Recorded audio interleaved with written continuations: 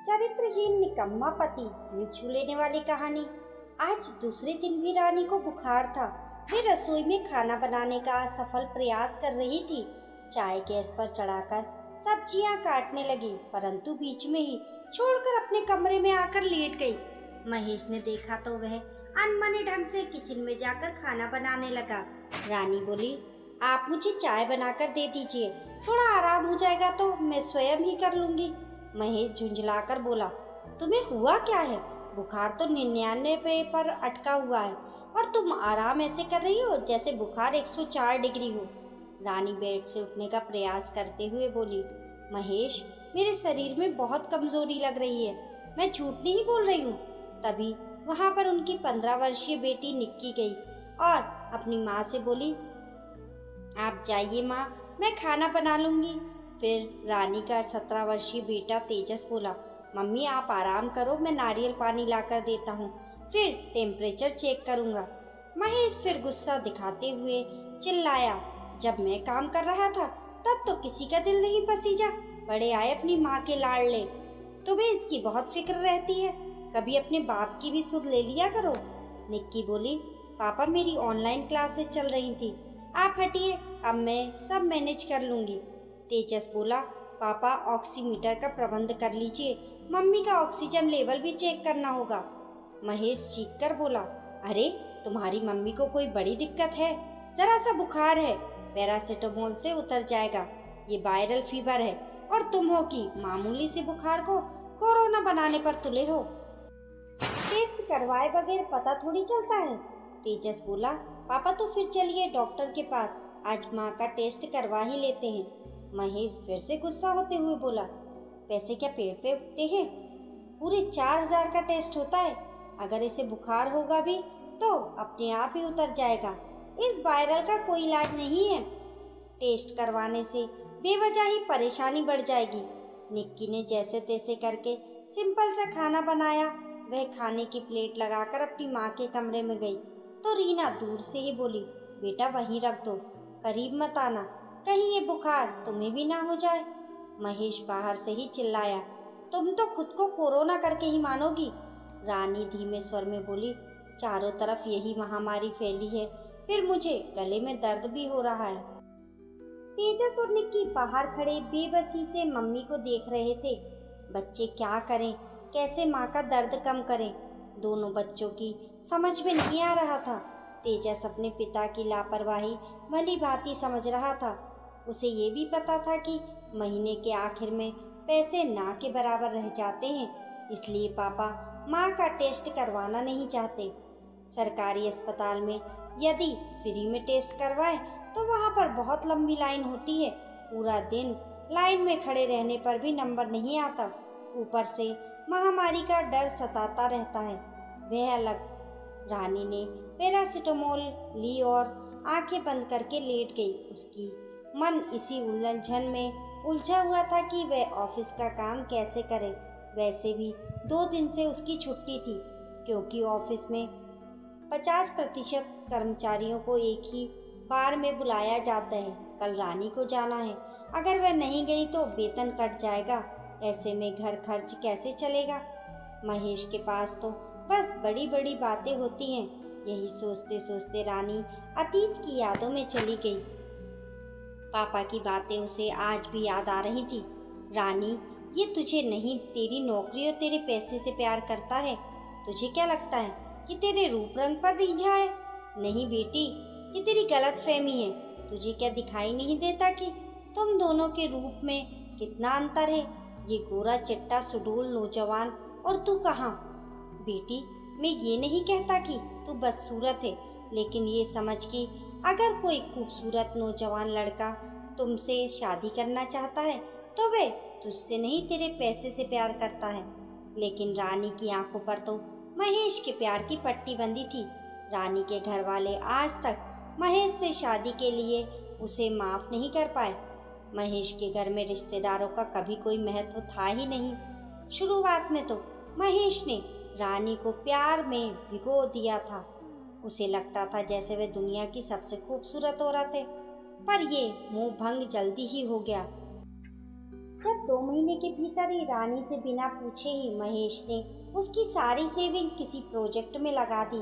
रानी ने पूछा तो महेश बोला, अरे देखना, मेरा प्रोजेक्ट अगर चल निकला तो तुम ये नौकरी छोड़कर सिर्फ मेरे बच्चे पालना और घर में आराम से रहना। पर ऐसा कुछ नहीं हुआ। कुछ दिन बाद ही रानी को निक्की के आने की दस्तक मिल गई थी। फिर उसके 2 वर्ष बाद तेजस उसकी झोली में आ चुका था। अब रानी पर 2 बच्चों की परवरिश का बोझ था। जब तक रानी का डेबिट कार्ड महेश के पास होता तो वह उससे प्यार भरी बातें करता। जैसे ही रानी पैसों के लिए टोकती तो महेश बोलना छोड़ देता। धीरे धीरे रानी ने ये रवैया भी स्वीकार कर लिया कि महेश ऐसा ही है, उसे मेहनत करने की आदत नहीं है।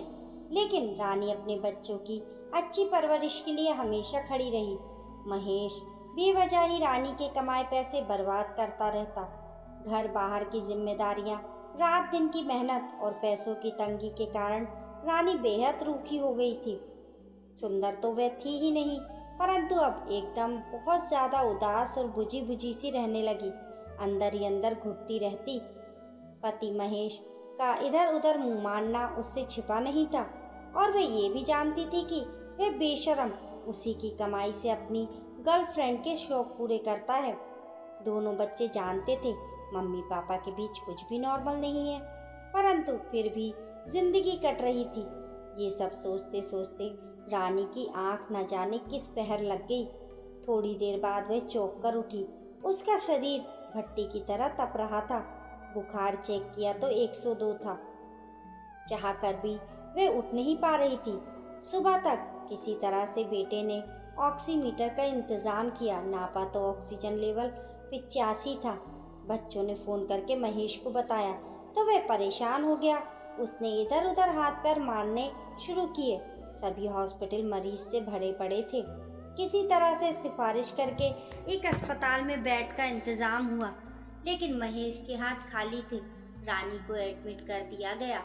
कॉरिडोर से एक सांवली मगर सुडौल शरीर की नर्स थी। वे महेश से मुखातिब होते हुए बोली, सर, दवाइयाँ यहाँ फ्री नहीं मिलती, उनका प्रबंध जल्दी से कर दीजिए।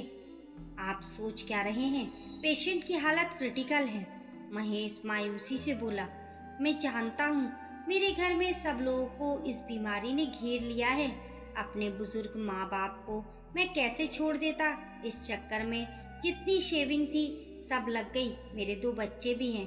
आप बताओ मैं क्या करूँ, बिजनेस ठप पड़ा है। नर्स का नाम श्वेता था।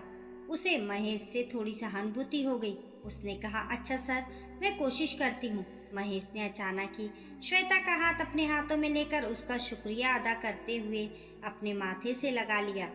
नर्स हक्की बक्की रह गई, परंतु उसे महेश से सहानुभूति हो गई थी। वह बोली, मैं समझ सकती हूँ ऐसे पल में इंसान पर क्या गुजरती है। महेश विजयी भाव के साथ घर आया। उसे लग रहा था कि घड़ियाली आंसू बहाकर उसने नर्स को शीशे में उतार लिया और फ्री में ही दवाइयों का इंतजाम हो गया। महेश के पास यही हुनर था। वह औरतों की भावनाओं को हवा देकर उनके साथ खेलता था और वह भी झूठी तारीफ में फंसकर अपना सब कुछ लुटाने को तैयार हो जाती थी। निक्की धीमी आवाज में बोली, मम्मी ठीक हो जाएंगी ना पापा। महेश इतना स्वार्थी था कि उसे अब भी श्वेता ही दिखाई दे रही थी। वह झुंझलाता हुआ बोला, अरे भाई, करके आया हूं ना इंतजाम, अब जीने भी दो। जाओ मेरे लिए चाय बना कर लाओ। तुम्हारी मम्मी अब ठीक है। तेजस निक्की को चुप करते हुए बोला, तुम चुप हो जाओ, पापा वैसे भी परेशान हैं, हम हिम्मत से काम लेंगे। पापा आप हॉस्पिटल में संभालो, घर हम दोनों संभाल लेंगे। महेश घर से हॉस्पिटल तो गया, लेकिन रानी के पास जाने के लिए नहीं। बजाय उसकी नजरें इधर उधर श्वेता को तलाश रही थी। उसने श्वेता के बारे में सारी जानकारी भी जुटा ली थी कि वह एक तलाकशुदा है, उसका पति निकम्मा था। ये सब जानकर तो महेश की बांझी खिल गई। उधर पत्नी का ऑक्सीजन लेवल डिप डिप कर रहा था। अस्पताल में इतनी महामारी थी कि चारों तरफ भगदड़ मची थी। तभी महेश को श्वेता दूर से आती दिखी। वह भागकर उसके पास गया और बोला, एक बार मेरी पत्नी को चेक कर लीजिए, उसका ऑक्सीजन लेवल 70 तक पहुंच चुका है। श्वेता भागकर महेश की पत्नी के पास आई। महेश घरियाली आंसू बहा रहा था। मेरी पत्नी को बचा लो, मेरे घर में तो बच्चे हैं, उनका क्या होगा। नर्स श्वेता को महेश से गहरी सहानुभूति हो गई। उसने रानी का ऑक्सीजन लेवल चेक किया। उसने देखा कि ऑक्सीजन मास्क ठीक से नहीं लगा था। जैसे ही ठीक किया, ऑक्सीजन लेवल बढ़ने लगा।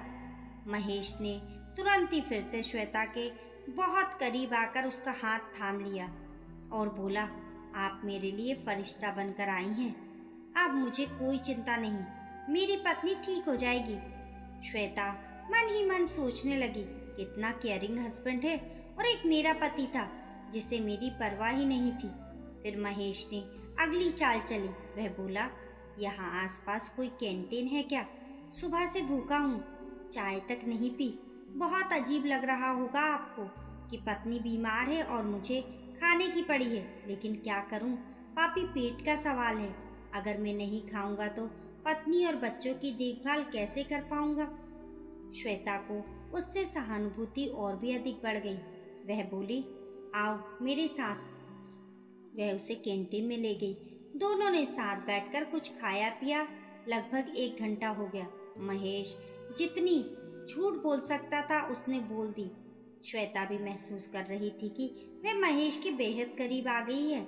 महेश की सहानुभूति और उसके प्रति बढ़ते लगाव के कारण ही उसने अपनी ड्यूटी भी इस वार्ड में शिफ्ट कर ली। आते जाते हुए आंखों ही आंखों में महेश को साहस देती रहती। महेश तय कर चुका था कि अगला शिकार श्वेता है। वे वाहियात इंसान ये तक सोच बैठा था कि अगर रानी को कुछ हो गया तो वह श्वेता को अपनी जिंदगी में ले आएगा। अच्छा खासा कमाती है, अकेली रहती है, दिखने में आकर्षक है, और क्या चाहिए। ये सोचते हुए वे मन ही मन मुस्कुराने लगा। अब तो महेश का ये रोज का काम हो गया। श्वेता भी कैंटीन में महेश के साथ सुख दुख की कहानी सुनाती और सुनती। दोनों बैठकर चाय पीते। अब श्वेता अधिक आकर्षक ढंग से तैयार होकर आती। महेश अपने दुख का रोना रोकर उससे सहानुभूति बटोरता। रानी की हालत में थोड़ा सुधार होने लगा। वह महेश की हरकतें देख और समझ रही थी और मन ही मन झटपटा रही थी। वह जानती थी कि वह बच्चों का बिल्कुल भी ध्यान नहीं रखता। वह चालाक इंसान नर्स श्वेता को अपने चुंगल में फंसाना चाहता है। वह बच्चों को देखना चाहती थी, लेकिन कुदरत को कुछ और ही मंजूर था। रानी जिंदगी की जंग हार गई। महेश जब रानी का अंतिम संस्कार करके घर लौटा तो दोनों बच्चे सुध-बुध खोकर रो रहे थे। महेश भी अच्छे से जानता था कि रानी के बिना ये घर नहीं है। वे इस घर की मालकिन ही नहीं, अन्नदाता भी थी। बैंक में केवल 10,000 रुपए बचे थे। रानी के जाने के बाद इनकम सोर्स बंद हो गया था।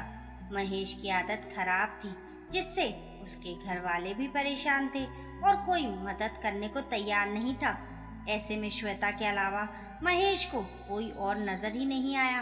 उसने श्वेता से मिलना जारी रखा। दूसरी तरफ श्वेता भी महेश की पत्नी के मरने के बाद उसे ज्यादा ही सहानुभूति दिखाने लगी थी। वे अकेली थी, रेंट पर रहती थी। एक दिन महेश ने कहा, श्वेता तुम मेरे घर गेस्ट बनकर रहने आ जाओ।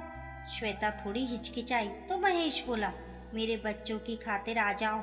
श्वेता, वे अपनी माँ को बहुत मिस करते हैं। मैं तुमसे कुछ नहीं मांगूंगा, जितना किराया दे सको दे देना।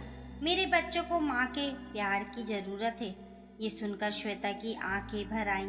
वे अपना सामान लेकर महेश के घर आ गई। दोनों बच्चों ने श्वेता को देखकर हैरान रह गए, मगर कुछ बोल नहीं पाए। अब एक रूम में श्वेता, दूसरे में बच्चे और स्वयं महेश ड्राइंग रूम में सोता था। श्वेता ने धीरे धीरे पूरे घर का काम अपने जिम्मे ले लिया। बच्चों से बहुत प्यार से पेश आती थी। महेश दिन रात श्वेता की तारीफ करता रहता और अपनी पत्नी को याद करके कभी कभी फूट फूट कर रोने लगता। श्वेता भी आखिर एक महिला ही थी। वे महेश की चिकनी चुपड़ी बातों में आ गई। अब बिना शादी किए ही महेश और श्वेता पति पत्नी की तरह एक ही घर में रहने लगे। श्वेता का पूरा वेतन महेश की जेब में जाता। दोनों बच्चे पिता की ऐसी हरकतें देखकर अंदर ही अंदर घुट रहे थे। उन्हें पिता से घिन आने लगी। एक दिन तो हद ही हो गई। महेश ने श्वेता के हॉस्पिटल जाने के बाद निक्की को किसी बात पर गुस्सा होते हुए थप्पड़ जड़ दिया था। तेजस पिता के सामने खड़ा होकर बोला, पापा आपको शर्म नहीं आती? अभी मम्मी को गुजरे 2 महीने ही नहीं हुए और आप किसी महिला के साथ रंगरलियां मना रहे हैं, ऊपर से हम बच्चों पर हाथ भी उठा रहे हैं। उस दिन श्वेता हॉस्पिटल से जल्दी ही घर आ गई थी। उसने घर का ऐसा माहौल देखकर महेश को छोड़कर जाने की सोची, लेकिन फिर दोनों बच्चों का सोचकर वहीं रुकी और उसने पुलिस को बुलाकर महेश की शिकायत की और सारी हरकतों के बारे में बताया और महेश को पुलिस के हवाले कर दिया और बच्चों के साथ रहकर उनकी परवरिश करने लगी। धीरे धीरे बच्चों ने भी उसे माँ का दर्जा दे दिया। दोस्तों, आप लोगों की इस कहानी के बारे में क्या राय है? हमें कमेंट करके ज़रूर बताइए। कहानी पसंद आने पर लाइक और शेयर करें। ऐसी ही अच्छी अच्छी कहानियों के लिए चैनल को सब्सक्राइब करना ना भूलें। मिलते हैं फिर एक नई कहानी के साथ। तब तक के लिए नमस्कार।